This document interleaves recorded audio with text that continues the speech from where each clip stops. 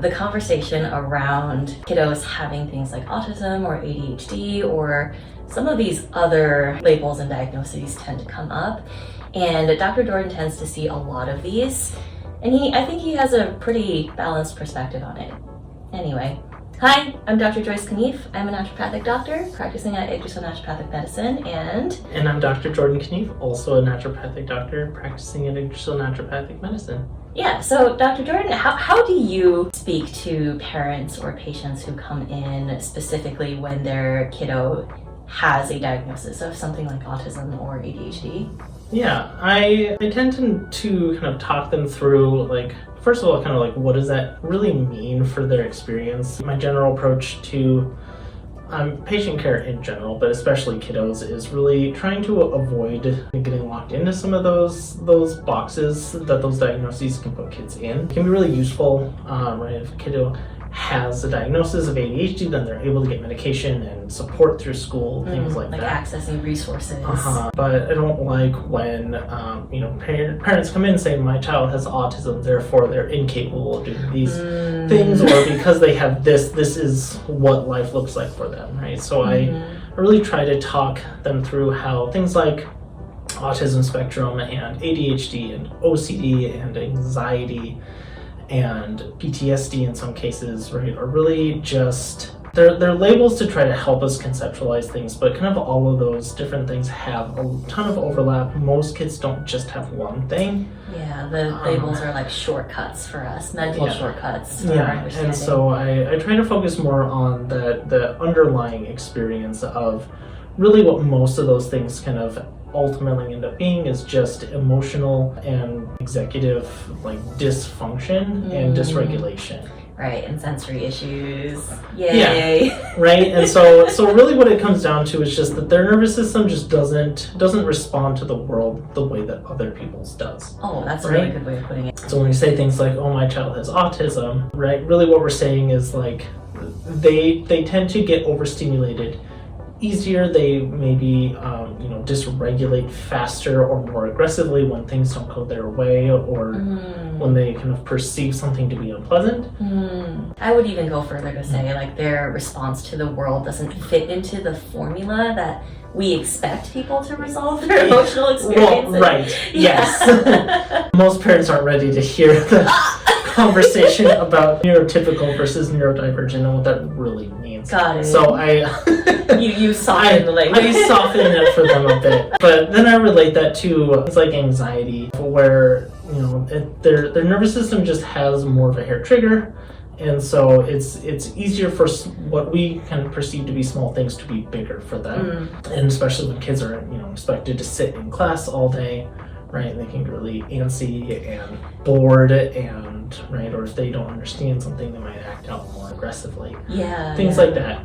So that's kind of how I approach it. Right? A very non-diagnosis centered approach. Yeah, more on the kiddo's experience and how they're navigating the world with like certain challenges. Yeah, and I think that helps parents a lot kind of understand the approach to helping those kiddos, more because I do things like lens neurofeedback and a lot of really nervous system supportive herbs to help them through that. And it maybe doesn't make as much sense if I'm like, this is a tincture for autism. That's true. Versus this supports the nervous system. It helps them regulate better. It helps them kind of be in control of their own responses more, rather than letting those responses be in control of them. Got it. And the same thing kind of goes with the neurofeedback, which is it's an EEG-based therapy, right? So we use electrodes. We actually get an EEG reading of kind of what their nervous system activity is. Yeah. And then the computer program essentially takes a snapshot of that kind of EEG wave, and it mirrors it back into the nervous system. And the kind of easy way I explain it to patients is that it's just holding a mirror up to say, hey, like, nervous system, this is what you're doing. It's not great. We can probably do better. And And then the nervous system takes that feedback in and it responds. And it makes kind of slow, gradual, but permanent changes in the way that it's kind of connecting with itself and the way that it's processing information, so that the world can be less overwhelming for people. Yeah, let's back up and like just tell me real simply, because I know lens neurofeedback is a very special modality of neurofeedback. Like, what is neurofeedback in general, and how is lens neurofeedback specifically different from neurofeedback? Yeah, so that's a question I get a lot, and there's a lot of terminology that kind of gets into this. So, the really big umbrella term is biofeedback, right? Which is just you get feedback on your own biorhythms and physiologic responses. Okay. Right, and so in really traditional biofeedback, right, you're hooked up to a bunch of different feedback sensors. You do things like breath work or just, kind of exposure therapy to things like stressful situations. And you learn how your nervous system responds, how your body responds to those situations, and you learn how to make it respond better and to regulate it, right? Yes, I'm smiling because I'm a biofeedback therapist, and so I hook people up to a lie detector and actively stress them out for 20 minutes and see what the screen says to me. Right. So neurofeedback is a subset of biofeedback where we're really just looking at that nervous system response or reading rather than all those other pieces like heart rate variability, breath rate, sweat response, all those things, right? Yeah. And neurofeedback's been around for a very long time, and the really traditional way to do neurofeedback is to do a full EEG read on the entire brain.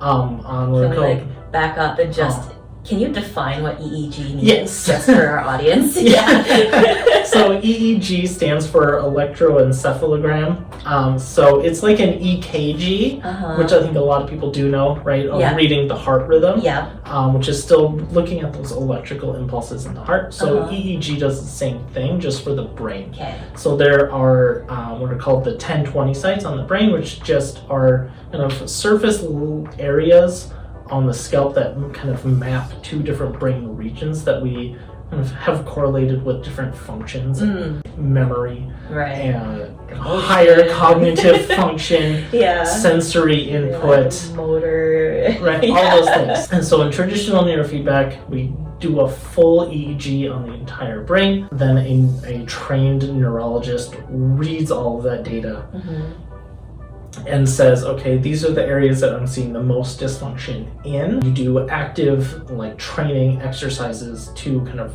work on that part of the brain, doing like eye tracking or other things like that to get those different parts of the brain to kind of engage and work out, right? Yeah, and it's a brain workout, and it's really patient intensive, kind of just commitment and energy wise. They have to go in pretty often. They have to do those exercises kind of with the neurologist, which makes it kind of expensive. It's like PT, right? It's like PT for the brain. Yeah. And it can be really useful and empowering, right? It's the same way that all biofeedback really can be, because it teaches them kind of how to engage those things. Yes. What makes the lens special, so lens just stands for like low energy neurofeedback system. And so really what it is a more passive form of neurofeedback. So instead of making them do all those exercises for 20, 30 minutes, practicing at home, doing all these other things that's really energy intensive and commitment intensive, they just get to sit in a chair with their eyes closed for a few minutes while the computer talks directly to their nervous system. There's that small amounts of feedback saying, hey,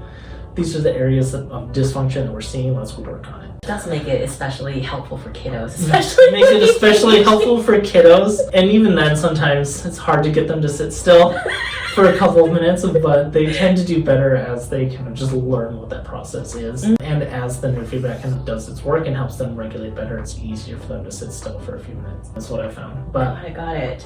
Yeah, so it's I think it's really useful in that it's kind of passive. It's kind of like an entryway into the world of biofeedback for some people, where they'll kind of start there, kind of get what they can from it, and then either be good and feel good about where they're at, or move on to something more like doing the full biofeedback training where they're really learning how to regulate their nervous system. Yeah, and I'm gonna ask one thing that I know comes up a lot for people who hear about lens neurofeedback, which is, I'm scared that you said you're going to zap my brain.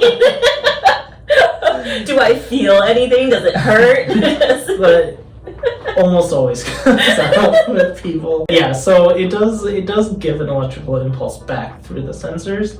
Everything is kind of matched to what it's reading from the nervous system, right? So you're not going to feel an electrical impulse from that any more than you would feel just like touching your forehead to somebody else's, right? So it's all microvolt readings. So it's very, very low electricity. When we're doing the therapy, the patient has to be kind of in the middle of a large space away from any other wiring. Oh yeah, because the walls. Because all the wiring, the walls, wiring from computers, cell phones, they have to have things their like phone that on will all can override the reading that their nervous system is giving to the machinery, and then the system thinks that their nervous system is just actively on fire because it's expecting to read microvolts, not actual volts. Yeah, so this is funny when someone has their phone on them and it just goes crazy. It can go crazy if they're too close to like my massage table and I have the table warmer plugged in. That will mess up the reading. Yeah, so you're saying that the feedback is like you touching your forehead to another human being, and it's on that level even less than if you were to have your phone against your head, right? Yep. Yeah. So it's very precise, very small. Very small, very precise, and very short. So the actual therapy itself usually only lasts kind of like 2 to 10 minutes, depending on how much work we're doing. Yeah, and the impact is really in its precision, right? Because it's specifically matched to you. Yeah. That's really cool. And so for you, what have you seen sort of the course of neurofeedback look like? Like, how do people improve? What do people expect? On? Yeah, it really does vary depending on kind of what they're coming in with, right? And so we're kind of having this conversation about kiddos specifically, right? And usually what I see is at the first visit, depending on how kind of sensitive and high-strung their nervous system is, either we get a really good kind of precise level of feedback for their nervous system that is just really good for where they're at. And then it lets them kind of embody a little more calm when they want to. They're still kids. Yeah. They're still very rambunctious and loud and all those things, and they're able to kind of summon that energy when they need to. Yeah. You know, they're able to go out and play and kind of be kids. Right. We're not trying to just sedate them when they're in class or when they're in the car or when they're on my table trying to get the feedback. It allows them to kind of calm, center, and ground. And so the more we allow kids to really understand what they're doing and why, right? Even just like, okay, I know that I'm putting on this mask and pretending to make everyone else feel comfortable, right? Which is like, it's not a great thing to present to kids, but at least if they can understand it, then again, they can make that choice and at least feel okay of like, okay, I know this is happening. Right. And maybe it's necessary because I want to be friends with these people or I don't want to get in trouble with teachers, but I can also choose to take that mask off when I'm comfortable with people. Right. And that will avoid the big thing called autistic burnout, which is when you unconsciously mask all the time and then you just hit a point where you cannot function. Yeah. So yeah, if you couldn't tell, Dr. Jordan is really good with kids. Spend a lot of time with them these days. And really good, especially with like navigating the challenges with neurodivergent kids. So yeah, hopefully that was a helpful discussion, and we'll talk more if you guys have any more questions. Yeah, bye. So yeah, bye.